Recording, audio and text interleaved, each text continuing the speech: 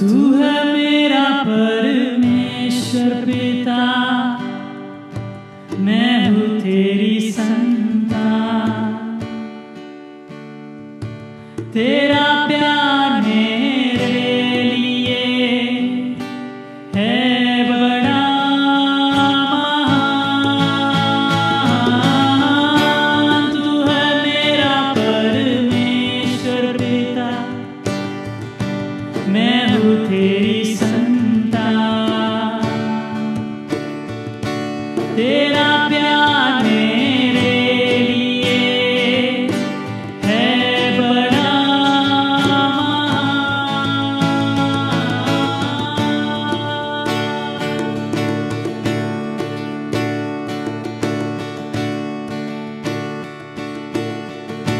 तेरे प्यार में चाहूं हर खुशी से बढ़कर, तेरे घर में मैं रहूं सदा सर्वदा। तेरे प्यार में चाहूं हर खुशी से बढ़कर, तेरे घर में मैं रहूं सदा सर्वदा। तू है मेरा परमेश्वर पिता, मैं हूँ तेरी संतान। तेरा प्यार मेरे लिए है बड़ा महान। तू है मेरा परमेश्वर पिता, मैं हूँ तेरी संतान। तेरा प्यार मेरे लिए है बड़ा महान।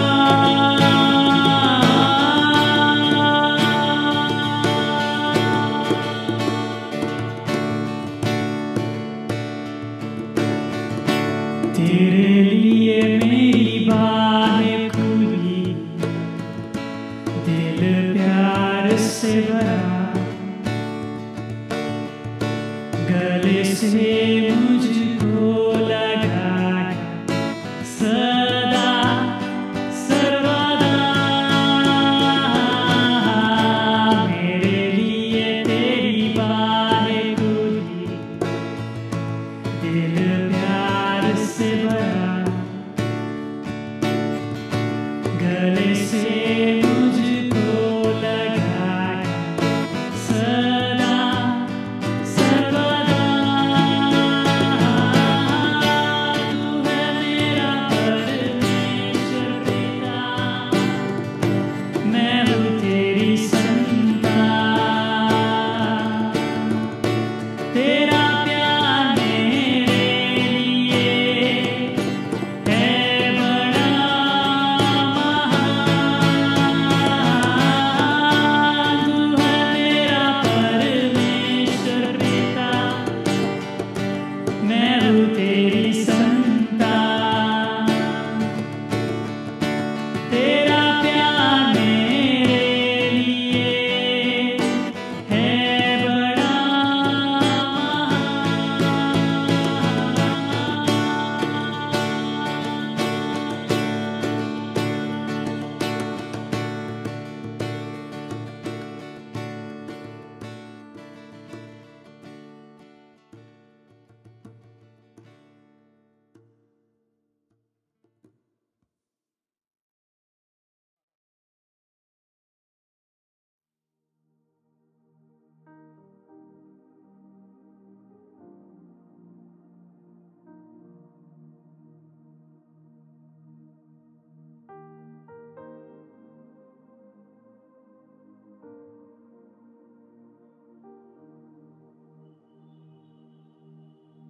फिर एक बार मैं आपके सामने आया हूँ परमेश्वर का वचन लेकर, और मेरी आशा है कि आपने आराधना का भी आनंद आज उठाया है। आज काफ़ी लोग जो है वो फ्रेंडशिप दिवस मना रहे हैं। तो इसी विषय पे मैं आज कुछ बातें बताना चाहता हूँ। हम सब चाहते हैं कि हमारा जो दोस्त जो है वो काफ़ी करीब हो, पक्का हो और हर परिस्थिति में हमारा साथ निभाए। लेकिन दोस्ती एक ऐसी चीज़ है, अगर हम चाहते हैं कि हमारे जीवन में अच्छा दोस्त रहे तो हमें भी वो जो दोस्ताना को निभाना करना होता है। तो ये काफ़ी आवश्यक है। आज मैं इसी विषय के बारे में बात करूँगा और बाइबल में से एक ऐसा जो व्यक्ति है जो अच्छा दोस्ती निभाया, उसका नाम है बारनबास। और आज जो मेरा विषय है, मैंने विषय का जो संदेश का टाइटल मैंने रखा है, मेरा दोस्त बारनबास। मेरा दोस्त इसके लिए क्योंकि जैसे मैं उसके विषय में पढ़ रहा था, बाइबल में से देख रहा था, उसके जीवन में से देख रहा था, तो बारनबास मेरा मित्र बन गया, मेरा दोस्त बन गया। अब वो इतना, उसके जीवन शैली अगर हम देखते हैं, वो इतना मित्रता और दोस्ती निभाता है कि बाइबल ने उसे एक नाम दिया था, बारनबास, यानी कि एनकरेज करने वाला, उत्साहित करने वाला, ऐसा एक व्यक्ति। तो सवाल ये होता है कि ऐसे कौन सी बातें हैं मेरे दोस्त बारनबास के जीवन में जिसकी वजह से उसे ये नाम पड़ा, बारनबास, यानी कि एनकरेजर, उत्साहित करने वाला। तो आइए जैसे हम इन बातों को देखते हैं, हमारा सर को झुकाए और हम प्रार्थना करें। परमेश्वर, आज के दिन हम धन्यवाद देते हैं आपको कि आपने ये अवसर दिया कि हम आपके वचन को सुन सकें। और जैसे हम आपके वचन को सुनते हैं, हमारे हृदयों को खोलकर परमेश्वर आप हम सभी से बातें करें, यीशु मसीह के नाम से, आमीन। तो जैसे ये सवाल आता है कि ऐसा क्या है बारनबास के जीवन में जिसकी वजह से ये नाम उसके ऊपर पड़ा, बारनबास यानी कि एनकरेजर। और इस सवाल का जवाब देने का मैं आज कोशिश करने वाला हूँ। तो जैसे मैं मेरा दोस्त बारनबास के जीवन को थोड़ा सा करीब से देखने की कोशिश करता हूँ, चार बातें उसके बारे में मैं आपके सामने रखना चाहता हूँ। और सबसे पहली बात जो ये है कि बारनबास वो दूसरे के लिए बलिदान करने के लिए तैयार है, दूसरों को बलिदान देने के लिए तैयार है। अगर हम देखेंगे प्रेरितों का 4 अध्याय और वचन 36 और 27, अगर हम देखते हैं, यूसुफ नाम साइप्रस का एक लेवी था जिसका नाम प्रेरितों ने बारनबास अर्थात शांति का पुत्र रखा था। उसकी कुछ भूमि थी जिसे उसने बेचा और दाम के रुपए लाकर प्रेरितों के पांवों पर रख दिया। बारनबास ने ऐसा एक उत्तम काम किया है और बाइबल में इसका चर्चा है, बाइबल में इससे लिखा गया है। इस कार्य के वजह से शायद उसका नाम पड़ा होगा बारनबास, यानी कि उत्साह करने वाला। अब ये जो व्यक्ति बारनबास है, एक्चुअली उसका नाम जोसेफ है, लेवी था, वो साइप्रस का रहने वाला था। तो उसके पास एक जमीन का टुकड़ा था। वो उस जमीन का टुकड़े को, उस जमीन यानी कि जो प्रॉपर्टी उसका था, उसने उसको बेचकर जो पैसा उसे मिला, उसने आके प्रेरितों के चरणों में रख दिया कि ले लो बाबा, ये पैसा है जो मुझे मिला है जमीन बेचकर, ताकि जो प्रेरित लोग जो थे उस समय वो इस पैसे का अच्छा इस्तेमाल करें, जो कलीसिया के अंदर जो गरीब लोग थे उनका वो मदद कर सके। मेरे लिए तो ये एक जबरदस्त, एकदम ऊंचा, उत्तम एक उदाहरण है, एक ऐसा व्यक्ति का जो अपना खुद का बलिदान करता है ताकि वो उसके दोस्तों का, उसके मित्र का, उसके कलीसिया का लोगों के साथ वो मदद कर सके। आजकल के ज़माने में ऐसा दोस्ती देखना मुश्किल है। मैं तो ये कह सकता हूँ कि परमेश्वर ने मुझे अच्छे दोस्त दिए हैं, इसके लिए मैं आशीषित हूँ। मेरे दोस्त के लिए, मेरे दोस्तों के लिए मैं परमेश्वर को धन्यवाद देता हूँ। लेकिन ये जो मेरा दोस्त है बारनबास, इस प्रकार का एक जो कार्य उसने किया, अपना जमीन को बेचकर कलीसिया को देना ताकि कलीसिया के लोगों का उद्धार हो सके, उनका भला हो सके, ये तो एक एक केवल एक मजबूत विश्वासी जो दोस्त का जो चरित्र रखता है वो ये कर सकता है। अपना खुद का वो सैक्रिफाइस करके, बलिदान करके। मुझे याद है कुछ साल पहले जब मेरा एक दोस्त था, उन्होंने मेरे पूरे परिवार को 2 हफ्ते के लिए एक विदेश उन्होंने भेजा ताकि हम 2 हफ्ते का छुट्टी मना सके। और ये उन्होंने किया अपने पैसे खर्चा करके। अपना दोस्ती उसने निभाया, खुद के जेब से पैसा करके, खुद के अपने आप को तकलीफ में डालकर बलिदान, कुर्बानी उन्होंने उनको करना पड़ा था कि हम जो परिवार जो है 2 हफ्ते का छुट्टी एक विदेशी देश में मनाए। मुझे याद है मेरा जन्मदिन भी उसी 2 हफ्ते के बीच में था और उन्होंने ऐसा आयोजन किया कि हम एक नाव लेके, एक बोट लेके हम जा सके और एक टापू में हम गए, वहाँ पे हमारा जन्मदिन मनाने के लिए। और वहाँ पे वो जो बारबेक्यू होता है, चिकन वगैरह हम बना रहे थे। मतलब इतना उन्होंने बलिदान किया ताकि परिवार को वो आशीषित कर सके। एक अच्छा दोस्त जो है वो खुद के पैसे, खुद के अपने आप को तकलीफ में डालकर अपने दोस्तों का वो भलाई करना चाहता है। बारनबास भी ऐसा ही एक व्यक्ति था। दूसरा जो बात जो मैं बारनबास के बारे में कहना चाहता हूँ वो है कि वो दूसरों का भलाई कैसे करे, उसके भी वो लगातार कोशिश में रहते हैं। कैसे मैं दूसरों का भलाई करूं। जब हम प्रेरितों के काम का 9वां अध्याय में हम आते हैं, फिर एक बार हम बारनबास को मिलते हैं और इस समय परिस्थिति ऐसा था कि एक व्यक्ति था जिसका नाम था सौल, और सौल का एक अद्भुत रीति से उसका नया जन्म हुआ था। यीशु मसीह के साथ उसका मुठभेड़ होता है और एक अद्भुत रीति से उनका जीवन में परिवर्तन होता है। सौल जो है वो पौल बन जाता है। अब बात ऐसा है कि सौल तो पौल बन गया, अविश्वासी से विश्वासी बन गया, लेकिन कलीसिया के लोग उसको अपनाने के लिए तैयार नहीं थे। आइए हम पढ़ते हैं प्रेरितों के काम का 9वां अध्याय वचन 26 और 27।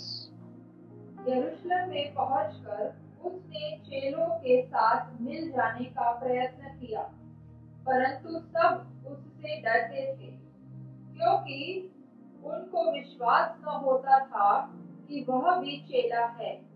परंतु बारनबास ने उसे अपने साथ प्रेरितों के पास ले जाकर उनको बताया कि इसने किस रीति से मार्ग में प्रभु को देखा और उसने इससे बातें की।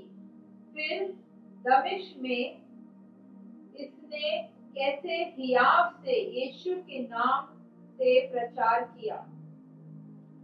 अब सौल जो था वो पहले मसीह लोगों को बहुत ही सताते थे, उनके साथ मारपीट करना, और ऐसा भी हुआ था कि वो मसीह लोगों का कत्ल भी उन्होंने किया था। तो एक हिसाब से सौल तो एक खूनी भी था और उसकी जो हाथ थे मसीहों के लहू से लाल थे। लेकिन जब उसका अद्भुत रीति से यीशु मसीह के साथ आमना सामना हुआ, सौल का जीवन बदल गया और यीशु मसीह उसके जीवन का उद्धारकर्ता बन गया। लेकिन समस्या ये था कि कलीसिया के लोग विश्वास करने के लिए तैयार नहीं थे। अब भी वो सौल से डरते थे। उस समय मेरा दोस्त बारनबास अपना चिंता ना करते हुए, अपना जो रेपुटेशन है, उनका जो नाम था, उसका चिंता ना करते हुए बारनबास जो है वो सॉल यानी कि पॉल का हाथ पकड़ता है और कहता है कि चलो मैं तुम्हें लीडर्स लोग से मिलवाता हूँ, प्रेरित लोग जो थे उनसे वो मिलवाता है और कहता है कि इससे मिलो, ये मेरा भाई पॉल है, इसका जीवन बदल चुका है, इसने यीशु मसीह को अपनाया है और इसने दमास्कस में बिना झिझक कर, बिंदास होकर इसने यीशु मसीह के नाम में इन्होंने प्रचार किया है। कौन ये कर सकता है? केवल एक सच्चा दोस्त ऐसा कार्य कर सकता है। एक सच्चा दोस्त जो होता है अपना दोस्तों का भला ही चाहता है।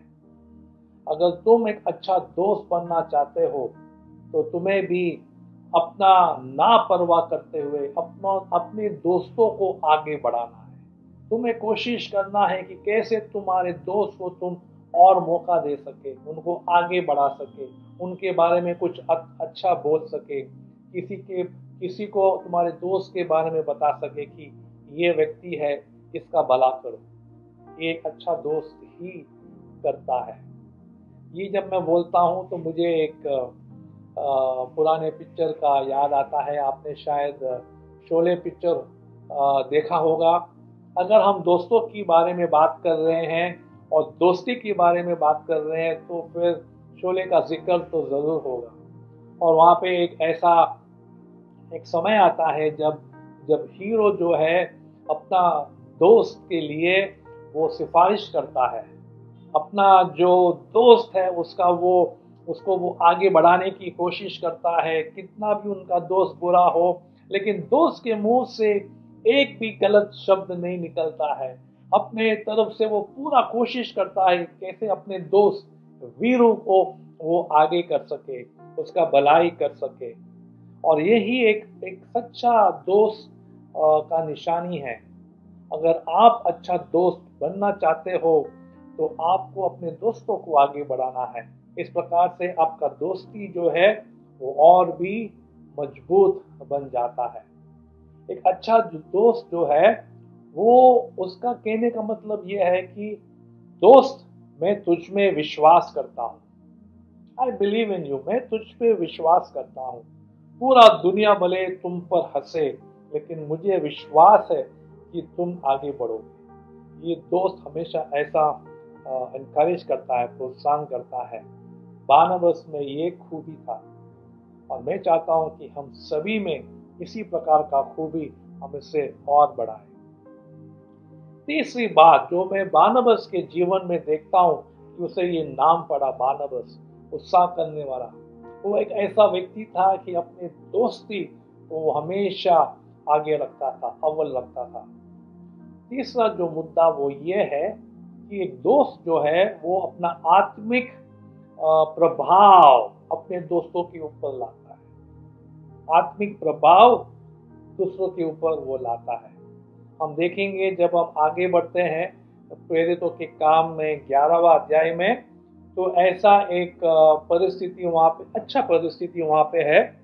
खबर आता है कि कलीसिया जो है, जो कलीसिया के जो अगुवाई लोग जो है यरूशलेम में, उनको ये खबर आता है कि एंटियोक नामक जो शहर है वहाँ पे बेदारी, रिवाइवल का हवा चल रहा है। वहाँ पे लोग जो है सुसमाचार को सुनकर यीशु मसीह को अपना रहे हैं। बहुत सारे लोग जो है वो मसीही बन रहे हैं। तो उस समय जितने भी प्रेरित लोग जो थे यरूशलेम में, उनका सोच था कि चलो भाई किसी को वहां पे भेजते हैं। और किसका नाम आता है? मेरा दोस्त बारनबास। कहता है कि बारनबास को भेजते हैं, वो वहां पे जाएगा, सबको वो मजबूत करेगा। आइए हम पढ़ते हैं प्रेरितों के काम का 11वां अध्याय वचन 22 से लेके 24 तक। जब उनकी चर्चा यरूशलेम की कलीसिया से सुनने में आई तो उन्होंने बारनबास को अंताकिया भेजा। वो वहां पहुंचकर और परमेश्वर के अनुग्रह को देखकर आनंदित हुआ और सबको उपदेश दिया कि तन मन लगाकर प्रभु से लिपटे रहो। वह एक भला मनुष्य था और पवित्र आत्मा से और विश्वास से परिपूर्ण था, और अन्य बहुत से लोग प्रभु में आ मिले। तो जो प्रेरित लोग जो थे वो बारनबास को वो लोग चुनते हैं कि हम बारनबास को भेजेंगे एंटियोक पे, ताकि जो नए विश्वासी हैं वो अपने विश्वास में और भी मजबूत बन जाए। यानी कि बारनबास के अंदर एक ऐसा एक क्वालिटी था, एक ऐसा एक बात उसके अंदर था कि वो आत्मिक प्रभाव अपने दोस्तों के ऊपर, मित्रों के ऊपर वो निछावर करे। और एक तो अगर आपका पास एक अच्छा मित्र है, एक अच्छा दोस्त है, तो हमारे लोग रोजभर का जीवन में वो एक आत्मिक प्रभाव वो लाता है। और आप भी अगर आप एक अच्छे दोस्त हो तो अपने दोस्तों के जीवन में आप अपना आत्मिक प्रभाव को आपको डालना है।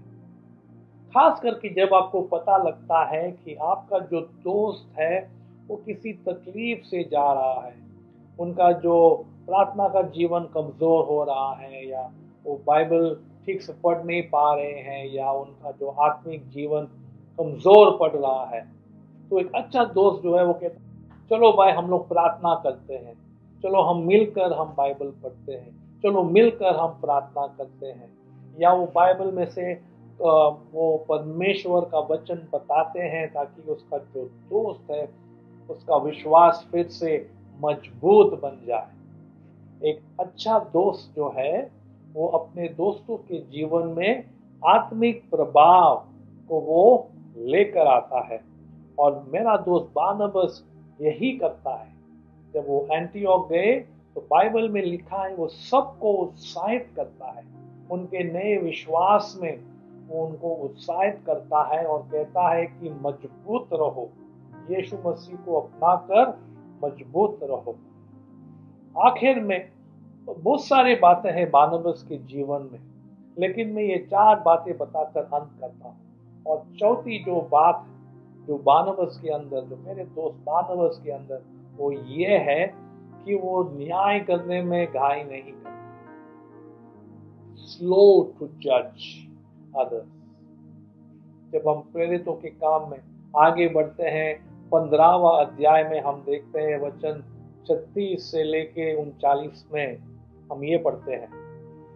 कुछ दिन बाद पौलुस ने बारनबास से कहा, जिन जिन नगरों में हमने प्रभु का वचन सुनाया था, आओ फिर उसमें चलकर अपने भाइयों को देखें कि वह कैसे हैं।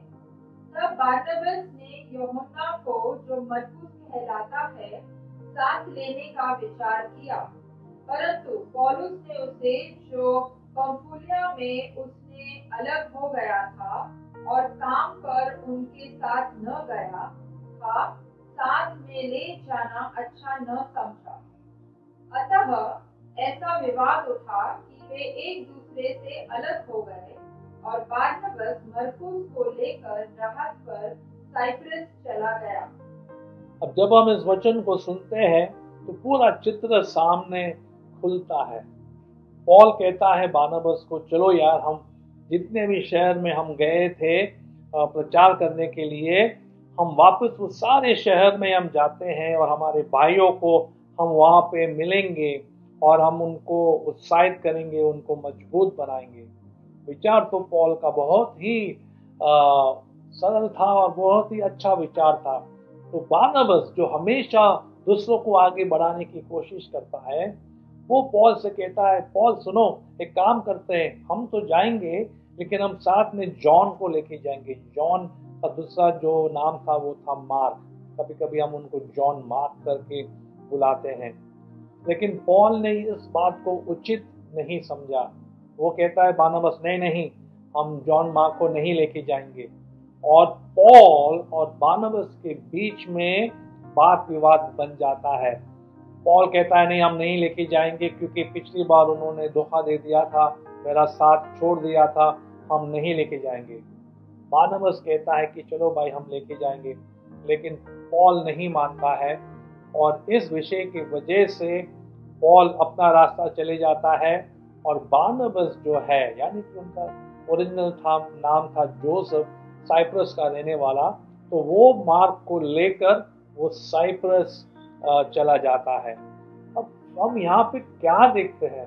जब मैं इस नज़र से देखता हूँ तो मुझे ये दिखाई देता है कि बारनबास जो है वो मार्क का पुराना गलती को नहीं देखता है, उसको वो नज़रअंदाज कर देता है। ये एक खूबी था बारनबास के जीवन में, अपना दोस्ती को वो निभाना चाहता था मार्कुस के साथ या मार्क के साथ। जब हम परमेश्वर के साथ हमारे जीवन को देखते हैं तो कितनी बार हमने परमेश्वर का हाथ छोड़ दिया था, लेकिन परमेश्वर ने कभी हमारे साथ हमारे हाथ को नहीं छोड़ा, वो हमें दोबारा मौका दिया। कितनी बार हमारे जीवन में उसने बार बार लगातार मौका देते गए, इसके वजह से आज भी हम हैं। नहीं तो कब का हम सब गायब हो जाते, दुनिया में चले जाते। और बारनबास कोशिश करता है, मार्क को एक और बार मौका देने की कोशिश करता है पौल के साथ, और वो पौलुस के साथ छोड़कर वो मार्कुस को लेकर साइप्रस जाता है। अगर उसने भी पौल के तरह ही व्यवहार किया होता तो आज हम बाइबल में शायद कुछ अलग ही लिखा होता, लेकिन बारनबास ने मार्कुस को एक और बार मौका देता है। और आज हमारे पास गॉस्पेल ऑफ मार्क, ये वही मार्क है जो बारनबास के साथ साइप्रस गया था। तो आज हमारे पास गॉस्पेल ऑफ मार्क, इसके वजह से हम कह सकते हैं बारनबास का उस दोस्ती के वजह से आज हमारे पास मार्कुस का सुसमाचार है। एक्चुअली अगर हम कुछ साल आगे जाकर देखते हैं तो पौलुस भी इस बात को मानता है कि जो बारनबास ने जो निर्णय लिया था मार्क के विषय में या मार्कुस के विषय में, वो बिल्कुल सही था। जब पौल जो है, प्रेरित पौल जो है, तिमोथी को जब वो चिट्ठी लिखता है, दूसरा तिमोथी का 2 अध्याय वचन 11 में, तो वो मार्कुस के बारे में ये लिखता है, केवल लूका मेरे साथ है, मरकुस को लेकर चला आ, क्योंकि सेवा के लिए वह मेरे बहुत काम का है। तो प्रेरित पौल भी जो है उसे इस बात का उनको मानना है कि बारनबास ने जो निर्णय लिया था इस मार्क के विषय में वो बिल्कुल सही था। और वो कहता है कि मार्कुस को लेके आओ ताकि वो मेरे सेवकाई में वो मदद करे। तो एक अच्छा दोस्त जो है वो कभी किसी का हाथ नहीं छोड़ता, और वो न्याय करने में वो जल्दबाजी नहीं करता। तो इन 4 बातों को मैंने आज आपके सामने रखा है। पहली बात जो है, ये 4 निशानी है एक अच्छे दोस्त बनने का, और मेरे दोस्त बारनबास के अंदर ये 4 खूबियाँ थी। सबसे पहले वो दूसरों के लिए बलिदान या कुर्बानी करना। दूसरी बात, अपने दोस्तों के लिए अच्छी बातें सोचना, उनको आगे बढ़ाना। तीसरी बात कि अपने दोस्तों के जीवन में एक आत्मिक प्रभाव लेके आना। और चौथी बात, दोस्तों के ऊपर न्याय करने में जल्दबाजी वो नहीं करता है। अगर हम अच्छा दोस्त बनना चाहते हैं तो ये 4 खूबी को हमारे जीवन में हमें उसे उभार कर लेके आना है, उसे और भी मजबूत करना है। लेकिन जब हम दोस्ती के विषय में बात करते हैं, और खास करके हमने बारनबास को आपके सामने रखा, लेकिन एक व्यक्ति के बारे में अगर मैं नहीं बताऊंगा तो मैं गलती करूंगा, और उनका नाम है यीशु मसीह। प्रभु यीशु मसीह सबसे बेहतरीन दोस्त बन सकता है आपके जीवन में। अगर आप यीशु मसीह को अपने जीवन में अपनाते हो तो वो आपका जीवन में अपना दोस्ती को जरूर वो निभाएगा। जब हम देखते हैं रोमियो का 8वां अध्याय में 6, 7, 8 जब हम पढ़ते हैं, हम देख सकते हैं कि हम कितने निर्बल थे, बिना किसी सामर्थ के हमारे जीवन, बिना मसीह के हम जी रहे थे।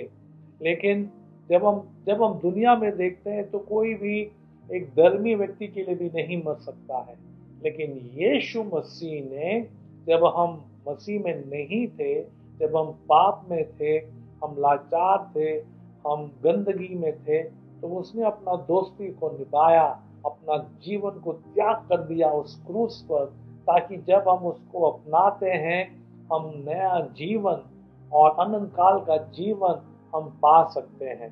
हम पढ़ेंगे 8वां वचन, और रोमियो का 5वां अध्याय और 8वां वचन में ये लिखा है, परंतु परमेश्वर हम पर अपने प्रेम की भलाई इस रीति से प्रकट करता है कि जब हम पापी थे तभी मसीह हमारे लिए मरा।